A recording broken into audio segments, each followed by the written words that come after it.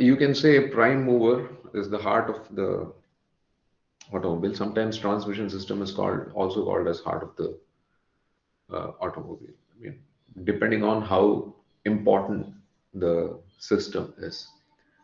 So here, in general, when we talk about prime mover, we are talking about internal combustion engines.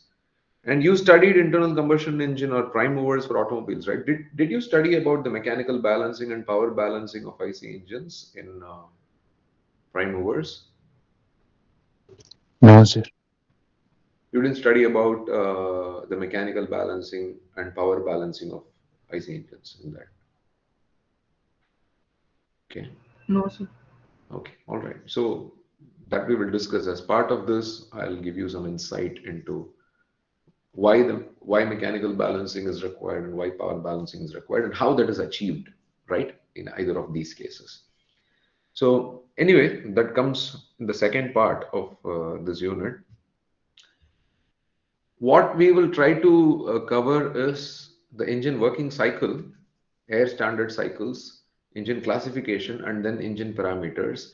And of course, after this, we will cover multi-cylinder engine as part of this. That's not included here in this slide, but multi-cylinder engine will also be covered in this unit. Okay. Why do we call them as air standard cycles?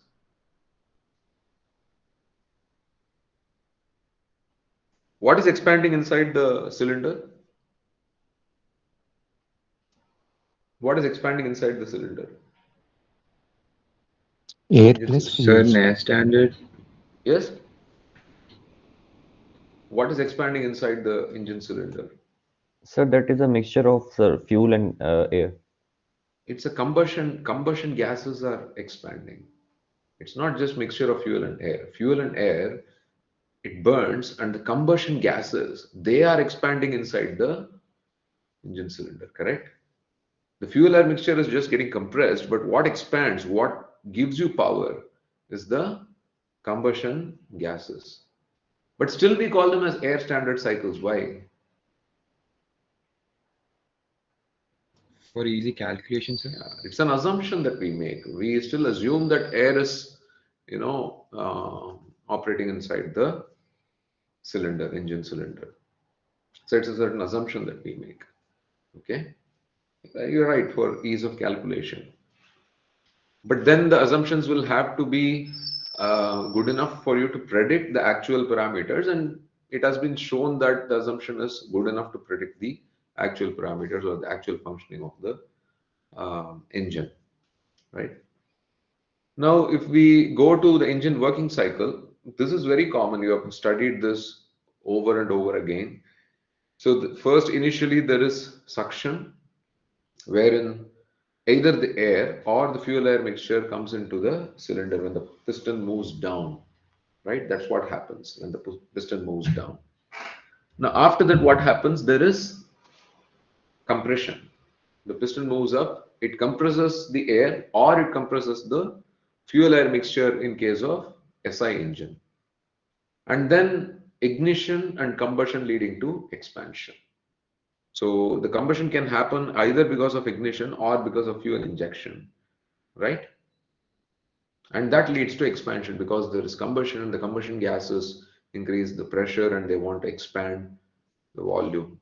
So they push the piston down. So the piston goes down and then there is exhaust. So suction, compression, expansion and exhaust. So these are the typical 4 strokes in an IC engine, right? So we call it as air standard cycle because air is assumed to be the working medium in the various thermodynamic cycles in which the engine works.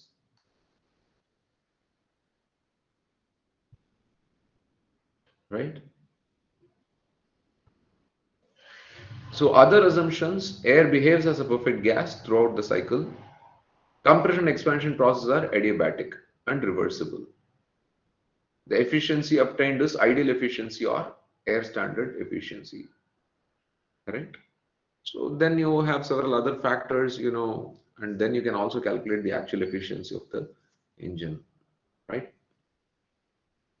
There's another important assumption, compression expansion processes are adiabatic and reversible. What do you typically call an adiabatic reversible process? Isentropic. Isentropic process. Right. It's called as isentropic process. So the basic cycle for SI engine is Otto cycle and CI engine is diesel cycle. What's the difference between Otto cycle and diesel cycle? Sir, heat addition is constant volume in SI, constant pressure in CI.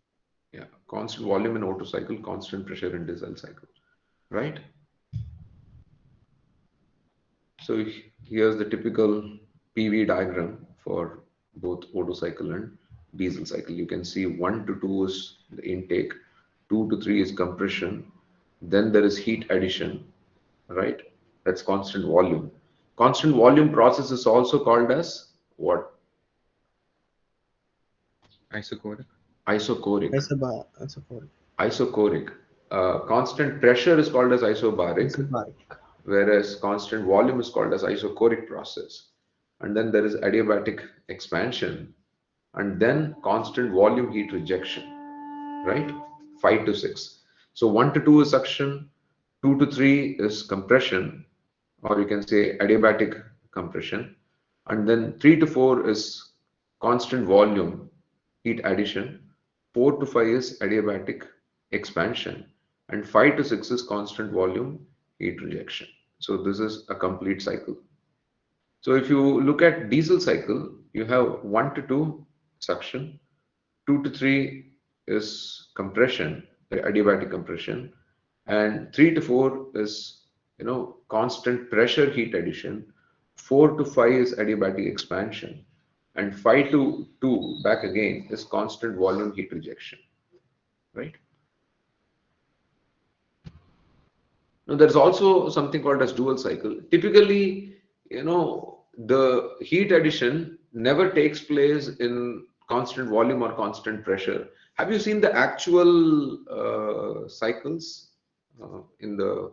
You guys have not conducted experiments on IC engines yet, right? Have you conducted any experiments? You have never been to the campus for the past 2 years. So anyway, so if you look at the actual cycle drawn by a system, if your engine is connected to a PC with various sensors, the PC can actually plot the cycle for you. So you will see that the heat addition happens partially in constant volume, partially in constant pressure. It's never exactly in constant volume or exactly in constant pressure. But anyway, dual cycle is taken like that, where you can assume it as partly constant volume and partly constant pressure. Okay, so those are the different air standard cycles, but mostly we calculate or analyze an engine based on Otto cycle or diesel cycle, right? And if you go for the engine classification, regardless of whether it is SI engine or CI engine, you have different bases by which you can classify engines. So based on number of strokes, we have 2-stroke engine and we have 4-stroke engine, right? All of you know this, what is a 2-stroke engine and what's a 4-stroke engine. That much you have learned in prime movers, I suppose. You all know, right? What is a 2-stroke engine, what's a 4-stroke engine? Yes, sir. Okay. So if we go by the fuel used, so we have petrol engine, diesel engine, works on Otto cycle petrol engine, and diesel engine works on diesel cycle. And if you consider method of ignition, then we have SI and CI, spark ignition and compression ignition. All these are different bases on which we classify engines. I mean, there are other advanced classification of engines which will come slightly later, but these are very basic engine classifications, right? Number of strokes, fuel, and method of ignition. I mean, this is just to give you an idea. 4-stroke petrol engine, we all know this and we have all seen this also. And then we have 2-stroke petrol engine. Have you guys seen the working of a 2-stroke petrol engine before? At least videos, and you know what happens in a 2-stroke petrol engine, right? Yes, sir. You're clear about it. So what's the difference between a 4-stroke engine and a 2-stroke engine, construction wise?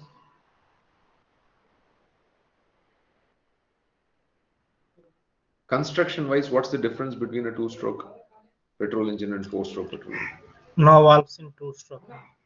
Yes. Instead of valves, what will be there? Ports. Ports. You have ports. How the ports are controlled? By piston. Piston Yes. movements. By the piston movement.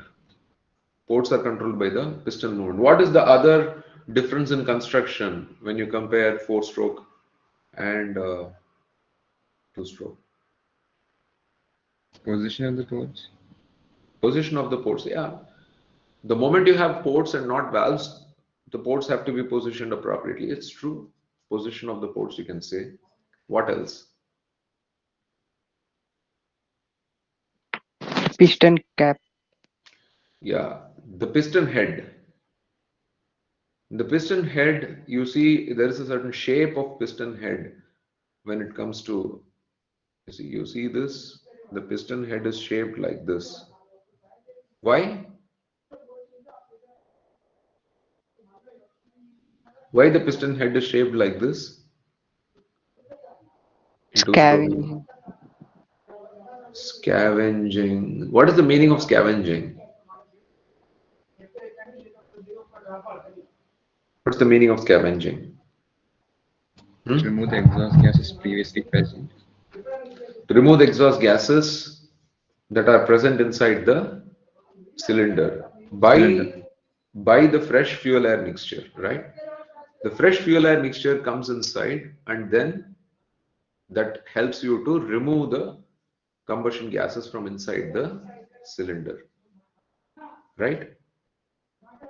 So now how this shape of the piston head is going to help you in doing that?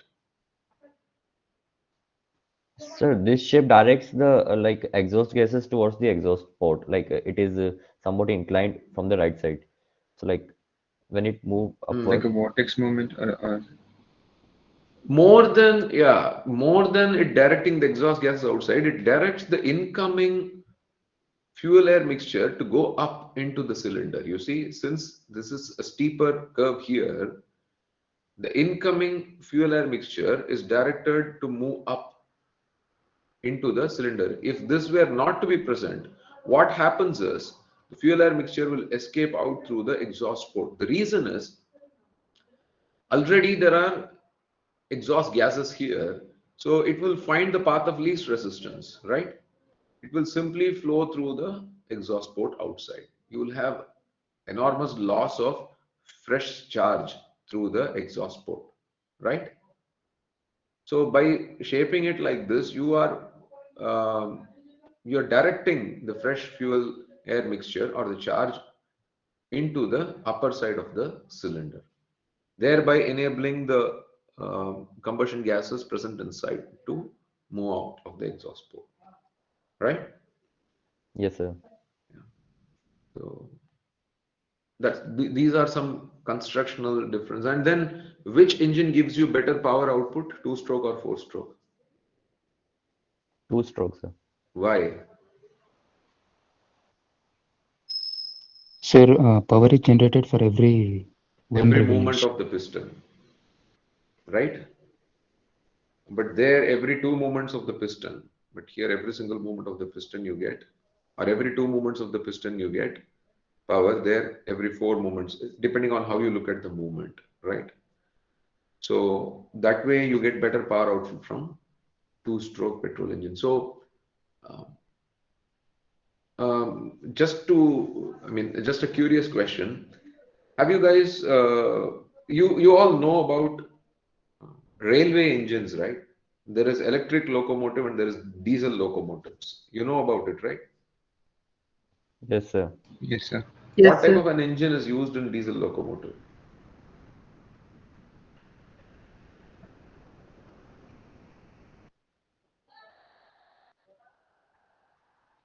What type of engine is used in diesel locomotive? Diesel engine, of course, four-stroke or two-stroke?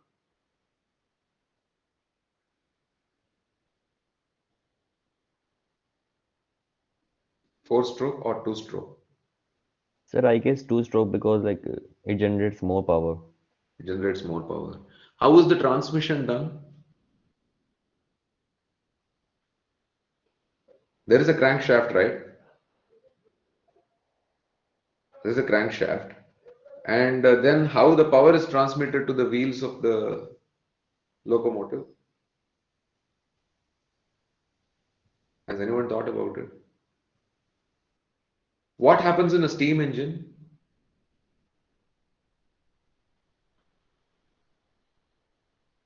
The steam is used to push the piston in different directions, and the wheels of a steam engine are directly connected to the engine. You know that, right?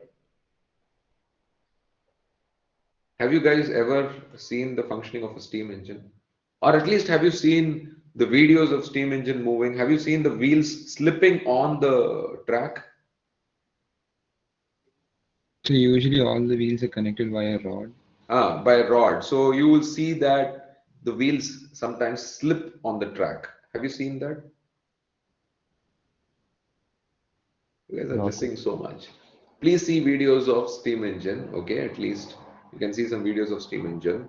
The wheels slip on the track because you know the engine is trying to rotate the wheels at a certain RPM, but because of inertia they can't rotate, so they slip on the track. And slowly they gain traction and they start moving on the track.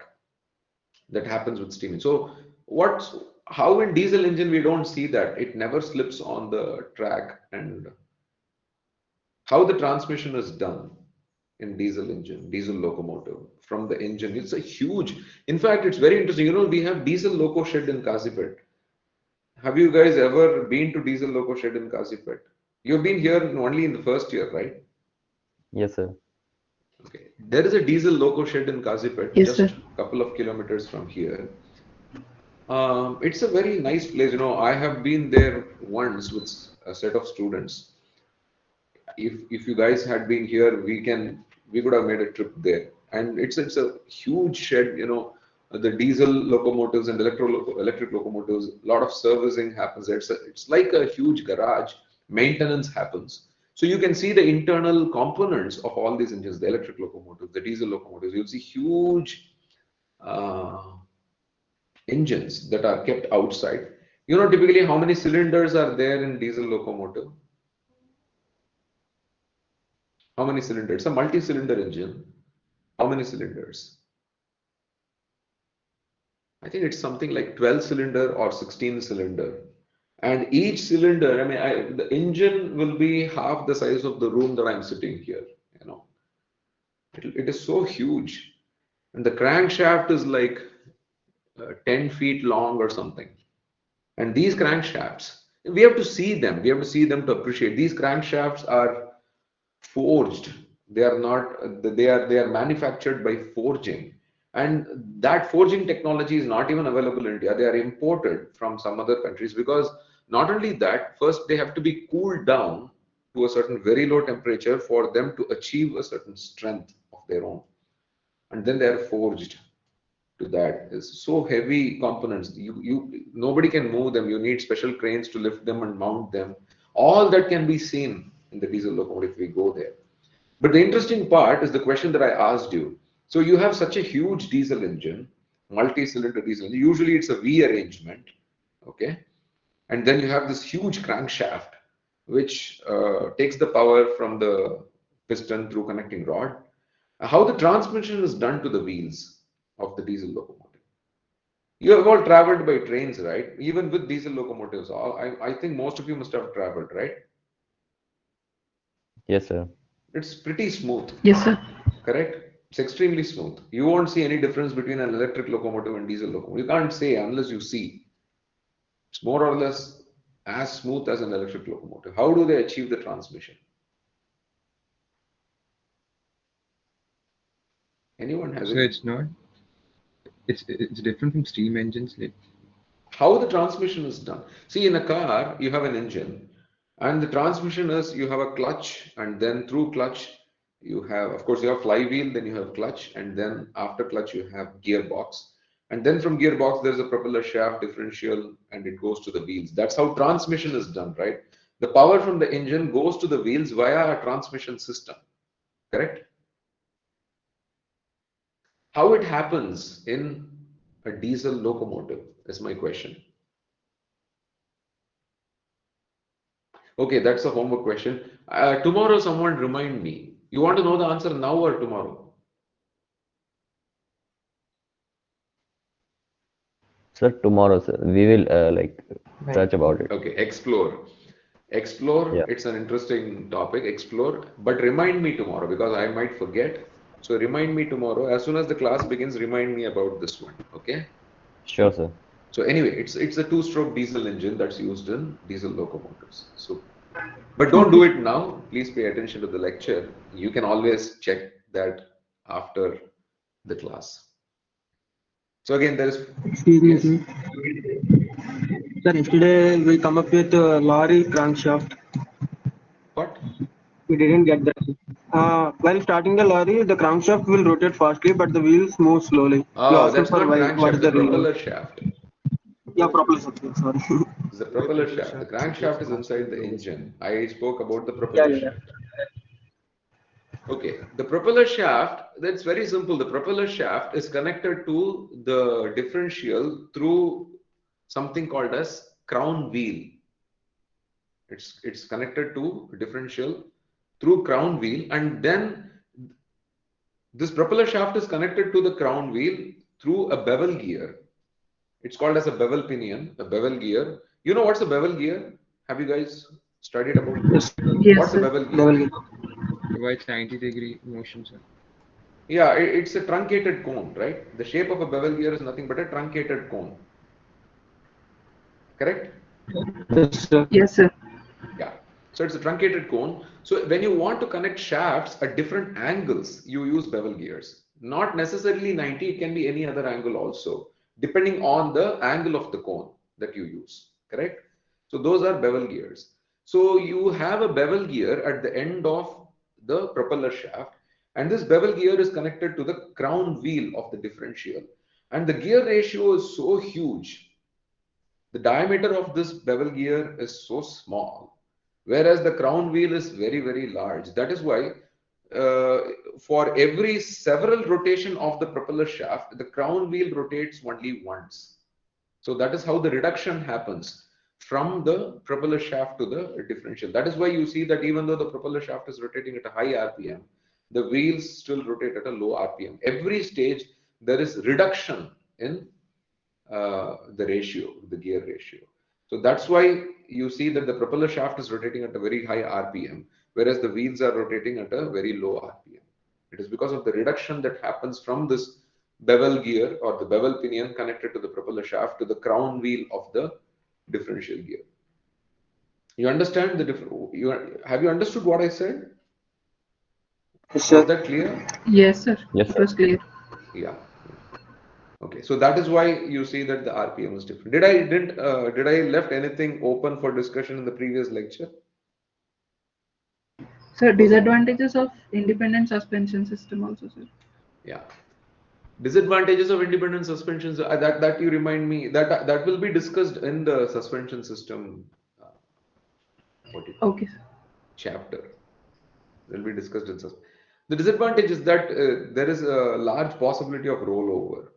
There is a large possibility of rollover in independent suspension system. Uh, I mean, we will discuss the details. If I get into the details, we will be deviating too much from the topic. We will discuss that when we discuss suspension system. Okay. And also about sprung and unsprung mass, we will discuss when we discuss in suspension system. All right. So coming back to this, so you have four-stroke diesel engine, two-stroke diesel engine. I mean, the working is pretty similar, except for the spark ignition. And this is not a two-stroke diesel engine. Yeah, it's a fuel injector. Looks like a spark plug, it's a fuel injector. Okay. Now moving forward, we have engine parameters. You have studied about these engine parameters before, I'm pretty sure, right? The top dead center, bottom dead center, TDC, BDC, right? Yes, sir. Bore means diameter of the cylinder is called as bore. And stroke means distance between top dead center and bottom dead center of the piston. Piston movement, wherever the piston reaches the topmost position and wherever it reaches the bottommost. The distance between these two is called as the stroke length or stroke, simply stroke. And bore, diameter of the cylinder. Have you ever heard of the term reboring? when it comes to cylinder maintenance. Nowadays, nobody does all these things. But if any of your parents had a old motorcycle, older one, how many of you have heard of this older motorcycles like SD or Royal Enfield? Somehow they have rejuvenated their sales. So Bullet or any other model, people know now. But there was a motorbike called the SD, right? Have you ever, anyone has heard the name of this motorcycle called SD? None of you have heard SD motorcycle, two-wheeler. Sir, Yeah, it's Yes, sir, we heard. YEZDI, I think, SD. I think it was by Java, or I don't know who was the maker of this. But SD motorcycles were extremely popular. Please go through SD motorcycles. YESD. I think they are by trying to Java, reboot sir. by Java, right? SD is by Java, right? Am I By correct? Java, sir. By Java. So I think they are trying to bring back SD into Indian market again, if I'm not wrong. But SD was very popular once. And then there was also something called as Rajdoot. Have you heard of a Yes, sir. motorcycle called Rajdoot? That was by Escorts Yamaha. Was it by Escorts Yamaha? I don't know which was the company that was making Rajdoot. But these were like, the older motorcycles, but now you don't see them on the market anymore. Some of them are coming back into the market with improved performance.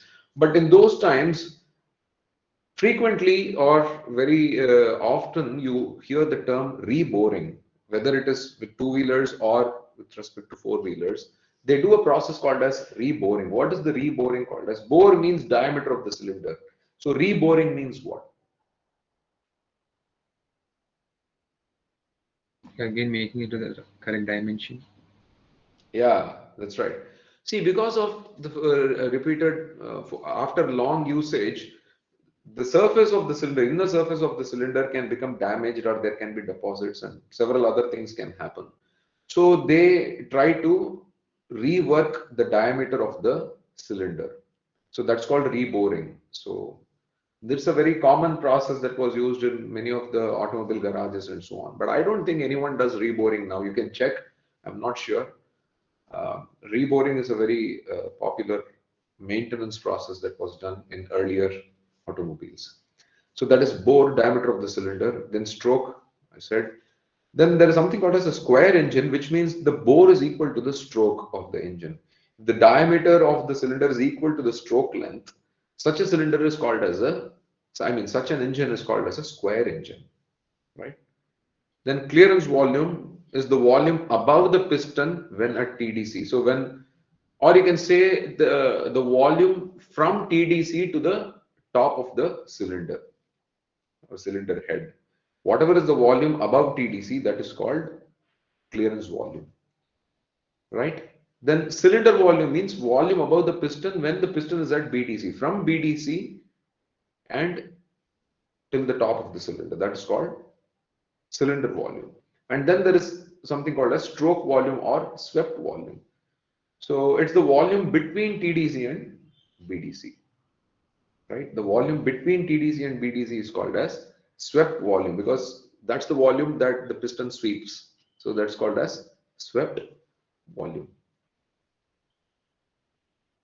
Of course, then there is something called as cubic capacity. All of you know this 100 cc, 125 cc when it comes to two-wheelers. And then when you go to cars, you have 1000 cc, 1500, 1800, 2000 and so on. So it's the product of stroke volume and number of cylinders. Stroke volume, we consider only the stroke volume or the swept volume while calculating the cubic capacity. It's not the clearance volume and it's not the cylinder volume. It's the stroke volume, right?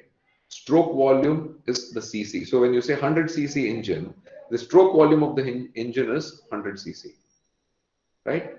And if it's a multi-cylinder engine, you will have cubic capacity of each cylinder multiplied by number of cylinders, right? That is the total cubic capacity of the engine. Then we have compression ratio of cylinder volume to clearance volume. It's fixed for a given engine. What do you mean by there are variable compression ratio engines. So what happens in variable compression ratio engines? Like stroke length is limited. They will change the clearance volume. They'll be able to change the clearance volume in variable compression ratio engines. Those are used for research purposes to test what happens if we change the compression ratio, right? So then torque, turning moment exerted on the crankshaft by the gases acting on the piston. So in crankshaft, from the axis of the crankshaft, there is crank throw, right? The distance where the connecting rod is connected. So the distance between crankshaft axis and the connecting rod axis. All right. You understand what's the distance between crankshaft axis and the connecting rod axis, right? The big end of the connecting rod. That is the perpendicular distance over which the torque acts. Okay. So the force exerted by the combustion gases multiplied by this perpendicular distance is the torque generated, or the turning moment that is generated, right?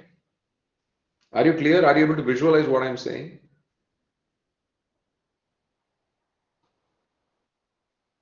No. Yes or So no? could you explain once more? So the gases are exerting a certain force on the piston, and this force is acting and providing torque on the crankshaft. How will you calculate the torque? You have a perpendicular distance, that is from the axis of the crankshaft to the axis of the big end of the connecting rod. That's the perpendicular distance, right? It is because of that perpendicular distance the rotation happens. Yes, and now it's It's clear, right? So that is the Yes, sir. torque that is generated on the crankshaft.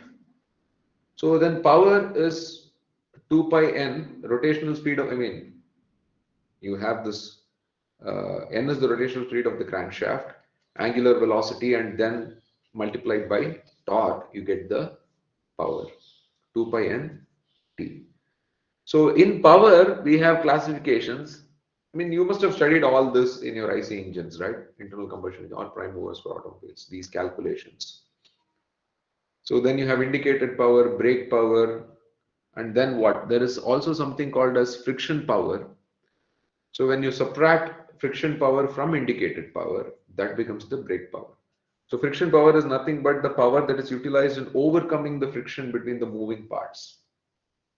Several moving parts are there, valve trains are there, coolant, pump, fan, dynamo. So several components are driven by the engine, right? Several components are driven by the engine. So a lot of power is lost in driving those components. So that is friction power. So when you subtract the friction power from the indicated power means power developed within the engine cylinder by the gases. Whatever is acting on the piston, that is indicated power. So when you subtract the friction power from that indicated power, you get brake power. So that brake power is what is available for you. So mechanical efficiency is nothing but brake power by indicated power, right? And of course you have a specific weight and specific volume. Specific weight means engine weight by rated power, and then specific volume means engine volume by rated power, right? How much power is generated per unit volume of the engine, and what is the weight of the engine, and right, for every it is good to have low specific weight and low specific volume, right? It should be as low as possible for the engine to function effectively. So of course, then you have indicator. I'm sure you must have studied all these engine parameters in prime movers, right? Indicator thermal efficiency, brake thermal efficiency, specific fuel consumption. Have you studied them? Yes, sir. Yes, sir. So there is indicated specific fuel consumption, brake specific fuel consumption. So these are definitions. You can go through these definitions. So the use of specific fuel consumption is that it helps to compare the performance of different types of engines. If you have different types of engines of the same group, let's say you have two SI engines, how do you compare the two? You compare it based on the specific fuel consumption, right? And then there is specific energy consumption, energy input rate per unit power output. So, if you have to have low specific fuel consumption and then high torque. But then it is evident from the engine characteristic curve that the maximum power or maximum torque can be achieved at expense of fuel consumption only. Look at maximum torque, fuel consumption is high. So if you want low fuel consumption, torque will also be lower, correct? So if you want more torque, you have to spend that much amount of fuel. You can't get it with low fuel consumption. With low fuel consumption, you can try to achieve the best possible torque. But for very high torque, obviously you have to spend more fuel, right? Yeah. Anyway, advanced engine classification and multi-cylinder engines we will discuss later. Any questions you guys have till this point? So what is specific energy consumption? Please key in your attendance in the chat box meanwhile. You can ask the questions. Yeah, what is Specific energy consumption, sir. specific energy consumption? It is how much is the energy generated by the engine per unit power output. So you have a certain power output from the engine, right? That divided by what is the energy input. So that is calculated in terms of the combustion gases, the energy released by the combustion gases. That's the energy input given to the engine. What's the power output that you are getting finally? The ratio between these two. Okay, sir. Yeah. Any Sir, other while question? the engines with the same cubic capacity have different torques, sir. Sometimes it's there. Engines with? The same cubic capacity, same same cc have the different amount of torque in different. It depends on the type of transmission you use as well, right? It just doesn't depend on the engine. Okay. And also it depends on the number of cylinders, the arrangement of cylinders. It depends on several factors.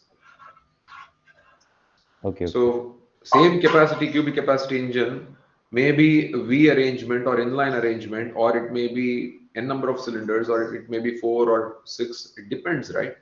All that will have an impact on the torque. Okay, sure, sir. Because in different vehicles we get a different amount, like Yes. some less cubic capacity vehicle can also have a greater amount of torque. Yes. It depends. Again, as I'm saying, it depends on the number of cylinders. It depends on the transmission system. It depends on several factors. Okay. It can also be affected by turbocharging or supercharging and so on.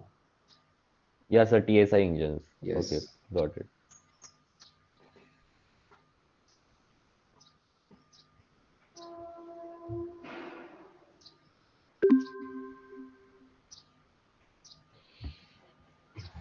Okay, if there are no questions, those who want to leave can leave. Thank you. See you guys. Bye. Thank you, sir. Thank you, sir. Thank Thank you, sir. sir.